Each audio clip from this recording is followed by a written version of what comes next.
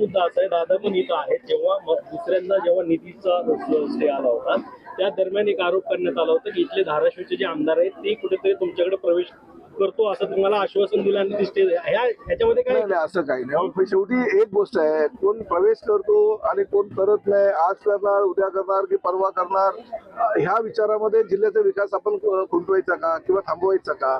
त्यांना जेव्हा प्रवेश करायचा तेव्हा त्यांनी करू द्या. कारण शेवटी विकासाची गंगा आहे. बघा, ऑपरेशन टायगर तर महाराष्ट्रामध्ये चालूच आहे, कदाचित धाराशिव जिल्ह्यामध्ये पण असण्याची शक्यता नाकारता येत नाही. परंतु त्यांचं ऑपरेशन टायगर होत असताना जर काही आम्ही असा विचार केला की नाही त्यामुळे विकास निधीचा काही उपयोगच करायचा नाही, हे योग्य नाही. विकासाचा निधीचा उपयोग करता येईल त्यांना, जेव्हा काही करायचं असेल तेव्हा येईल आणि जेव्हा होईल तेव्हा आम्ही तुमच्या समोरच घेऊन येऊ. तर आम्हाला